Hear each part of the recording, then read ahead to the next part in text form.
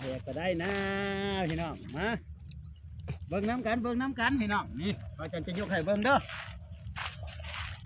โอเคบ่พี่น้องโอเคบ่พี่น้องโอเคบ่นี่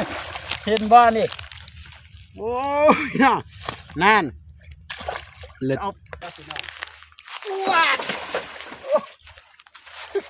คักมันนี่มาเลยจ้ะนี่แต่ทั้งเพื่อนละ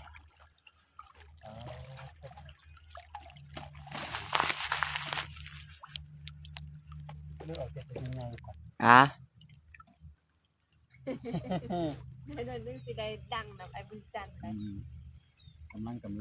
จะดังกำลังซื่อกำลังจะดังนี่เบิ่งเด้อพี่น้องจะยกให้เบิ่งเด้อปลาเนี่ยพี่น้องไอ้เนี่ยเห็นบ่เอาตัวใหญ่ๆนี่เนาะ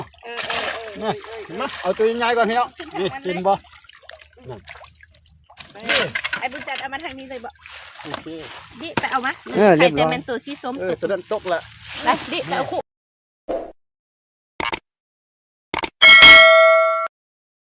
ครับสบายดีพี่น้องที่เข้ามาที่ตามรับชมรับเบิ่งพี่น้องไอ้มื้อนี้น้องสายได้จะมาเอาปลาอยู่ในหนองนี่เพราะว่าอากาศก็ร้อนๆจังซี่แล้วก็พากันลงหนองนะจะเอาปลาไปกินพี่น้องหนองอันนั้นแบบตัวอยู่ของเฮาในสุดก่อนๆเบาจันมาเอาน้ำออกเทื่อนึงเด้แต่ปัจจุบันก็จะมาออกอีกเทื่อนึงพี่น้องเนาะบ่แม่นเอาน้ำออกพี่น้องจะเอาปลาพี่น้องเอ้ยว่าจะเอาปลาประมาณ 4-5 ตัวนี่แหละแล้วก็เอาไปปิ้งกินซื่อๆเนาะเอามาเบิ่งบรรยากาศที่ว่าบ่จะเอาปลาน้ำกันพี่น้องนี่หนองของเฮาน่ะประมาณนี้แหละพี่น้องนี่ๆๆเฮาจะเอานี่ล่ะเอาแหเอามองลงวานซื่อๆเด้อบ่าวจันจะตั้งกล้องไว้แล้วก็บ่าวจันอนุญาตอันน่ะขวางแห่บ้าน1 2บ้านก็เอาแต่ตัวใหญ่ๆได้พี่น้องเอ้ยประมาณซ้ำอันน่ะฝ่ามือนี่ล่ะประมาณนี้กล้องไว้แล้วก็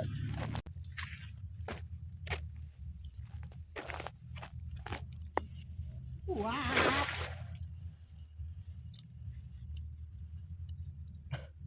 นี่ถึงแล้วถึงพอได้แล้วก่อนเดี๋ยวดึงกล้องนะเจ้าจับกล้องให้เนี่ยจับกล้องให้แล้วจับวิดีโอนี่เอาแหกก็ได้นะพี่น้องมาเบิ่งน้ำกันพี่น้องนี่เราจะยกให้เบิ่งเด้อโอเคบ่พี่น้องโอเคบ่พี่น้องโอเคบ่นี่เห็นบ่นี่โอ้พี่น้องนั่น เลิศเอานั่นเขาก็เอาแต่ตัวใหญ่ๆนี่ได้พี่น้องนี่เอาแต่ตัวบักใหญ่นี่แหละว้าวปลาคอโอ้เอาปลาโคนเอาปลาโคนนะตัวนี้ทิศก่อนเห็นขึ้นอยู่ตัวนี้นี่โอ้คู่เรียกน้อยปลาก็ได้นะปลาเขาเลี้ยงแต่ไม่ได้เลี้ยงแบบธรรมชาติเลยพี่น้องเขาไม่ได้เอานะเกลืออาหารได้นี่นะนี่ง่ายชุดทีมใส่นี่ก่อนเป็นบ่นี่นี่แต่ตัวใหญ่ๆเบิดนี่บ่นี่ปลาโคก็มีพี่น้องเอ้ยปลาโคก็ใหญ่เติบเอาแต่ตัวใหญ่เนาะถ่ายนี่มีมือกล้องแล้วได้มื้อนี้มีมือกล้องแล้วได้น้องชายเพิ่นมาเฮ็ดมือกล้องให้แล้วมื้อนี้มีมือกล้องละ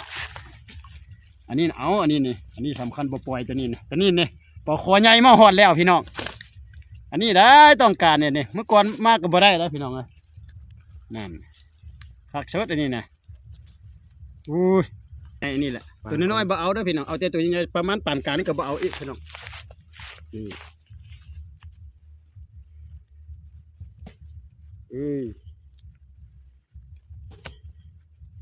เอาแต่บักแอบใหญ่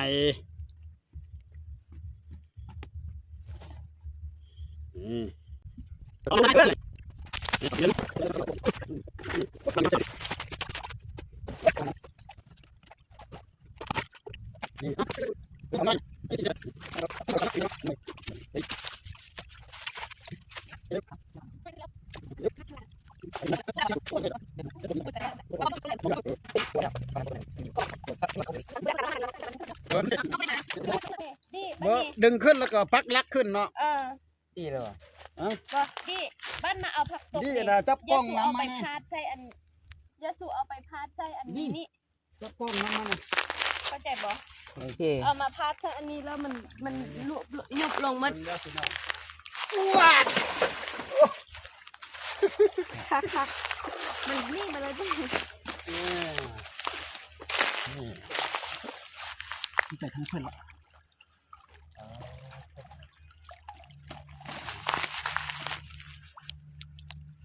เลือกออกจากเป็นยังไงก่อน อ่ะ ให้หน่อยนึงสิได้ดังแบบไอ้บุญจันทร์ไป กำลังจะดังกำลังจะดัง กำลังซื่อกำลังจะดังนี่เบิ้งเด้อพี่น้องจะยกให้เบิ้งเด้อปานเนี่ยพี่น้องเอ้ยเนี่ยเห็นบ่เอาตัวใหญ่ๆนี่เนาะ นะมาเอาตัวใหญ่ก่อนพี่น้องนี่เห็นบ่ ไอ้บุญจันทร์เอามาทางนี้เลยบ่ โอเค ดิไปเอามา เรียบร้อย แต่เป็นตัวสีส้ม ตัวนั้นตกละ ไปดิไปเอาคู่มา อุ้ย อาจเป็นเรื่องง่ายๆพี่น้อง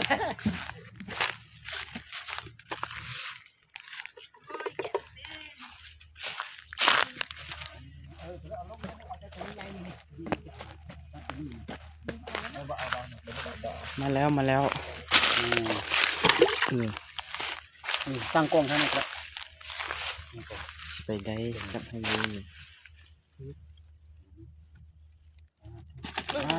เอาแต่ละเทื่อเขาบ่ได้พากันเอาแบบนี้มามันคือบ่ได้กิน ทีละเทื่อ ตึ ตึ ก ก กี้มันมีอันนั้นเด้มันมีผักตบเด้ ตกเนาะโอ้บ้านนี้สิได้เอาผักตบมาลงอีกก่อน น่ะสิหาอันยากอีแหละ เอาได้อยู่ ควางเอานี่ได้อยู่ได้ป้า สุดท้ายควางเอาหั่นละเอาน้ำใส่นี่ นี่แต่ ตัวมันเกาะเหยียงเว้ย อู้เนี่ยบไรบัวตี บ่อันยาอ่ะปูตัวบ่อันยาบ่อ่ะเข้าบ่ต้องซื้อมาได้ไล่แล้วสิ ปลาหันวะปลาเนี่ยได้แล้ว บ่เข้ามาได้แล้วบ่ต้องเอาซื้อสิ จะซื้อปลาใช่ป่ะเช่นอย่าง ที่เฮ็ดพันธุ์ปลากิน เฮ็ดอยู่ส่วนนี้ บ่เฮ็ดอยู่เฮือน บ่ซื้อแล้วบ่อยู่ดอกนี่แหละพันนั่นน่ะนะพี่น้องจับสู้ให้พี่น้องเบิ่งกันนี่อันนี้ประมาณ4ขีดหรือว่า 4-5ขีด 4-5ขีดประมาณนี้เลยพี่น้องเลยนี่เป็นนี่เป็น ขีดตัวนี้ ได้หลายแล้ว อุ้ยเอ้ย นี่ อุ้ย เหลือนั่นก็ปล่อยลงบาทนี่นะโอ้โหยังบ่เข้าอ่ะโอเค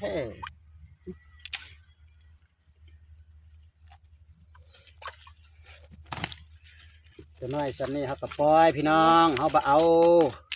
ปลาให้มันใหญ่เติมซ้ำนี่เขาก็บ่เอาได้พี่น้องเขาจะปล่อยลงเด้อ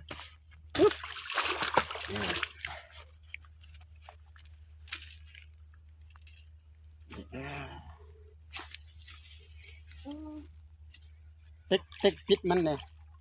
พี่ละ ติ๊กไอ้เลยวะไอ้ตัววิดีโอเด้อเดี๋ยวมัน โอ้ยปลาคอพุ่น โอ้โหได้เดินนะ บ่ฮู้ โอ้ตัวใหญ่ตัวออกเลยตี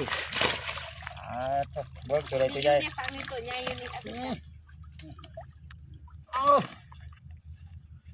เอามา มันได้ดิมันเห็นบ่มัน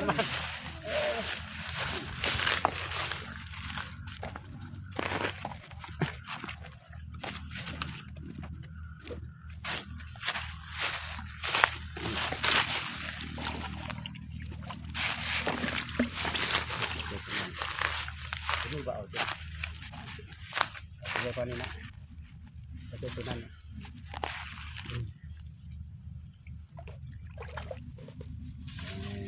ไปวานอยู่พุ่น อะไร ไปวานอยู่พุ่น น้องนั้นวะไปเคลียร์ผักตบออกก่อนแม่ดิ น้องจะได้ไหมวะ ได้แล้วได้แล้วเนาะไป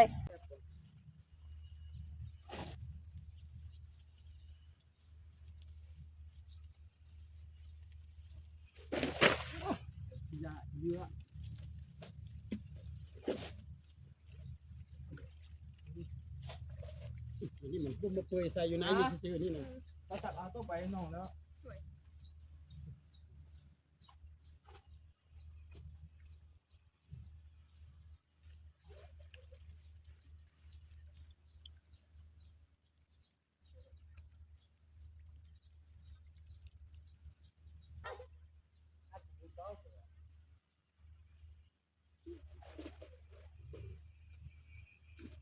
น้ำมันลุงไว้เนาะเอาแม่ใส่ฮอดเต็มอยู่พุ่นลงอีกเลยจะได้เอามันจะได้เอาน้ำลงอีกแล้วบ่ได้ละ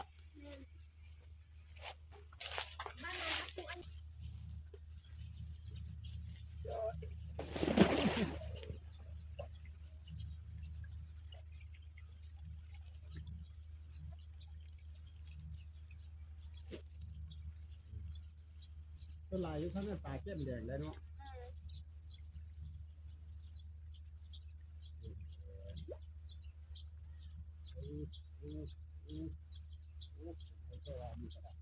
ที่จะป่ามันจะได้มันก็ได้แล้วจะได้เหี่ยขาดเนาะว้าวมาแล้วเหี่ยขาดแล้วตีบาทนี่เนี่ยโอเคละบาทนี่ไปใหญ่ไปละ ตัวนั้นท่านแหละใหญ่นะ ตัวนี้เด็กจิ้วไปละเมียนแท้ในบ้านละ แค่นี้ เฮ็ดจี้แท้ ตัวใหญ่มันออก มันสิ้นเลยออกไปเลย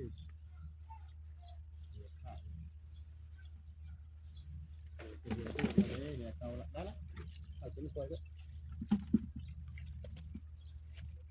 อันนี้ก็ขั้นจะปีนซ้ำจะปีนนะยาแล้วยังขั้นจะปีนปลาแบบนี้นี่ปีสุดๆนี่ปลาเขาเลยแซ่บนี่ เนาะมันบ่เมี่ยนจริงที่ต้มเนาะ ที่ปลายลูกเสียงใส่เขาอู้เจ้เขาก็เฮ็ดแห้งๆได้ปลาเขาไปเอาแล้วก็ได้ขี้ใจอย่างก็แล้วก็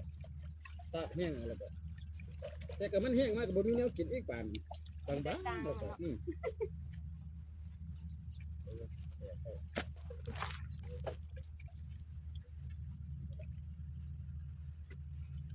บอกว่ามันใหญ่เลยได้ปลาขี้ข้า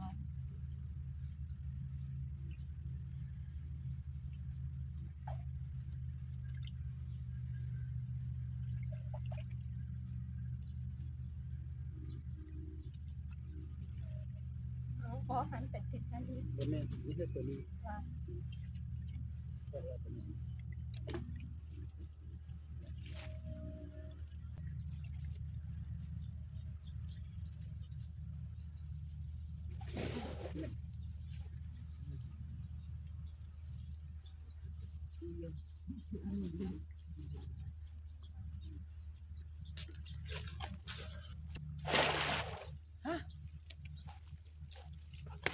ครบไปยังมีว่าครบ นี่ก็ ตัวนี้มันกินได้น้ำนี่กิน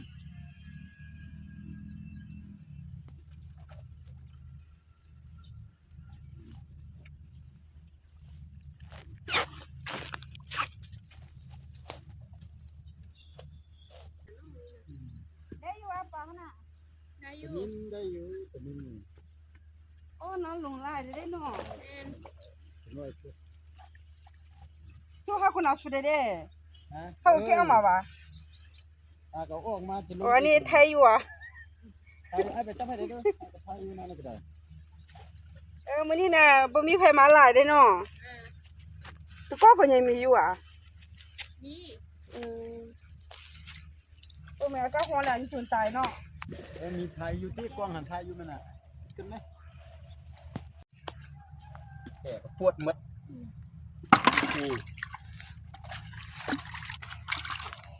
เฮ้ยใส่สลิดน้อยค่อยนี่ อันนี้หมูสังเย่บ่ได้ มัน ปา บ่ใหญ่ นี่ นะปากมันน้อยพ้นมันกินบ่ทันคนอื่นนะตัวอื่นนะ มันเป็นอันนั้นที่ชื่อน้อยที่บ่สังเย่ที่นี่น่ะ ใหญ่อยู่แต่ว่าบ่ใหญ่เท่า นี่ว่าอะไร บ่ชวนตาบ่ย่อยเนี่ยสันนี่บ่เอาซะบ่ เอาตัวนั้นเอาบ่เอาบ่ได้ตัวอยู่ถึงหั่น นี่เหรอ ปิ้งกินก็พอแซ่บอยู่ จับใส่ตัวนี้ปล่อยซะ สันนี่ยิตาละก็จะขายปานนเนี่ยสันนี่โล35 ไปพาพี่น้องไปเบิ่งก่อนพี่น้องได้หลายซ้ำใดละน้องนึงหันบ่ได้พี่น้องเอ้ยมันตุ่มหลายพุ่นเวลาหวานแล้วมันลงอ่ะน่ะพื้นมัดนี่ได้หลายแล้วเฮ้ยนี่เบิ่งแม่มันตุ่มวอดโธ่โอ้ยแหมนั่น นี่ก็มีหลายอยู่นี่เด้อนี่ก็มีหลายอันนี้ตัวใหญ่หมดเลยตัวครึ่งโลเป็นโลก็มีเลยนี่ก็มีหลายเอ๊ะนี่ได้ซ้ำนี่แหละหาปลาน้องตัวยู่มันสถานที่บรรยากาศอยู่ในสวนตอนค่ายคำค่ายแรงแล้วตายบ่พอถ้าบ่ตายก็ทางไกลอักเสบ อย่ามันถ้าหางไข่อักเสบก็เอามันไปทำธรรมชาติมันไทยธรรมชาติเลย